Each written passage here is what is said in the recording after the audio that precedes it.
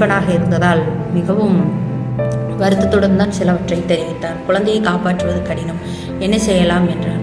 திடீரென்று சற்றும் யோசிக்காத ரேகன் மருத்துவரான தனது நண்பனின் காலில் விழுந்து, குழந்தை என்பது மீண்டும் ஒன்று கூட நான் பெற்றுக்கொள்வேன். அவள் எனக்கு பத்திரமாக வேண்டும்.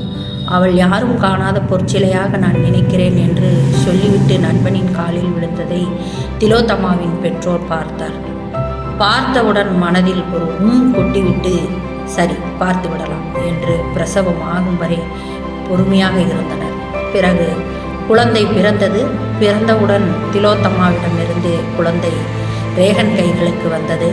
ரேகன் அதை கண்டு முத்தமிட்டு மகிழ்ந்தான். உடனே பெற்றோர் ஒரு முடிவுக்கு வந்தனர். திலோத்தமாவிடம் பேசியே ஆக வேண்டும் என்று, எப்பொழுது அவள் கண் விழிப்பாள் என்று ரேகன் பார்த்து கொண்டிருந்தது தவிப்பு. ஆனால் பெற்றோர் பார்த்து கொண்டிருந்தது பல காரணங்கள். பார்த்து கொண்டே இருந்தனர். அவள் கண் விழித்தாள். உடனே அவர்கள் சொல்லிவிட்டார்கள். ரேகனை அறையிலிருந்து வெளியே இழுத்து கொண்டு வந்தார் திலோத்தமாவின் அப்பா. குழந்தையோடு இங்கேயே இருங்கள், தயவு செய்து உள்ளே வர வேண்டாம் என்று சொல்லிவிட்டு அவளின் அருகே சென்றாள். மகள் திலோத்தமா படுத்திருக்கும் நிலை தகப்பனுக்கு சற்று மனவேதனையை தந்தாலும், சரி இதெல்லாம் இயல்புதான், சரியாகிவிடும், பார்த்து கொள்ளலாம் என்று சொல்லிவிட்டு திலோத்தம்மாவிடம் சொன்னான். இதோ பார், எப்போ பாரு சந்தேகம் படுறான்னு சொன்னீங்களே, எங்களுக்கும் அவனோடு உன்னை சேர்த்து வச்சு வாழ வைக்கிறதுக்கு எங்களுக்கு விருப்பம் இல்லை.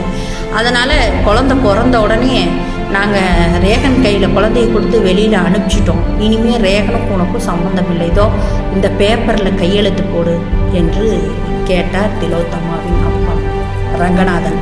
கையெழுத்து கேட்டவுடன் திலோத்தமாக்கு என்ன பேசுவதென்று தெரியவில்லை.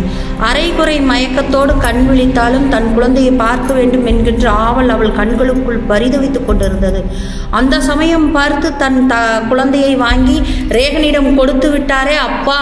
ஐயோ, நாம் ஒவ்வொரு முறையும் அவன் மீது உள்ள கோபத்தில் சிலவற்றை பேசி இருக்கலாம்.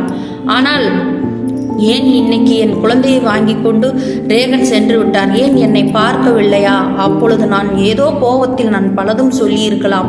ஆனால் இன்று என் குழந்தையை பார்க்க கூட முடியவதில்லையே என்று மனதுக்குள் தவித்து கொண்டு அந்த மயக்கம் தெளிந்து சற்று நல்ல விழிப்பு நிலைக்கு வந்தாள். அப்பா, என்னை கேட்காம எதுக்கு நீங்கள் என்கிட்ட கையெழுத்தெல்லாம் கேட்குறீங்க? இன்னும் நான் அந்த முடிவுக்கெல்லாம் வரலை.